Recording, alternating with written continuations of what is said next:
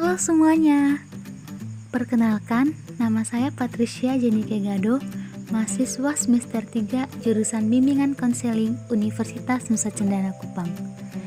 Hari ini saya akan membahas mengenai layanan studi lanjut untuk adik-adik SMA kelas 3 yang masih bingung mengenai jenis-jenis perguruan tinggi yang ada di Indonesia. Apa saja sih jenis perguruan tinggi yang ada di Indonesia? Yuk kita bahas. Yang pertama ada universitas. Universitas merupakan perguruan tinggi yang menyelenggarakan pendidikan keilmuan dalam berbagai bidang ilmu, seperti bidang ilmu sosial, bidang ilmu seni, bidang ilmu teknologi, bidang ilmu agama, dan lain-lain. Disiplin ilmu ini dikelompokkan lagi ke dalam fakultas-fakultas. Misalnya bidang ilmu sosial dikelompokkan ke dalam fakultas sosiologi, fakultas politik, fakultas ekonomi, dan lain-lain. Jenjang pendidikan di universitas ini sendiri ada diploma, sarjana, magister, dan doktor. Universitas lebih banyak teorinya daripada praktiknya. Kalau kita presentasikan sih sekitar 70% teori dan 30% itu praktek. Contoh universitas yang ada di Indonesia yaitu Universitas Indonesia, Universitas Gadjah Mada, Universitas Brawijaya, dan masih banyak lagi. Yang kedua ada institut. Institut merupakan perguruan tinggi yang menyelenggarakan program pendidikan keilmuan dan kejuruan dalam satu bidang ilmu pengetahuan yang terbagi di dalam berbagai fakultas, seperti bidang ilmu seni, bidang ilmu pertanian, bidang ilmu teknologi, dan masih banyak lagi. Jenjang pendidikan institut yaitu diploma, sarjana, magister, dan doktor. Institut ini lebih menekankan kepada teori daripada prakteknya, sama seperti universitas.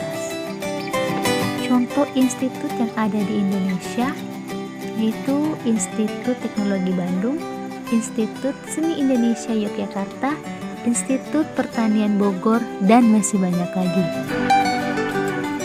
Yang ketiga ada sekolah tinggi. Sekolah tinggi ini merupakan perguruan tinggi yang menyelenggarakan program pendidikan keilmuan pada satu fakultas, namun terbagi lagi menjadi berbagai jurusan atau program studi pada cabang ilmu yang sama. Jenjang pendidikan di sekolah tinggi ini sama dengan institut dan universitas, yaitu diploma dan sarjana. Contoh sekolah tinggi yang ada di Indonesia yaitu Sekolah Tinggi Filsafat, Sekolah Tinggi Agama, Sekolah Tinggi Intelijen Negara, dan masih banyak lagi. Yang keempat nih, ada Politeknik.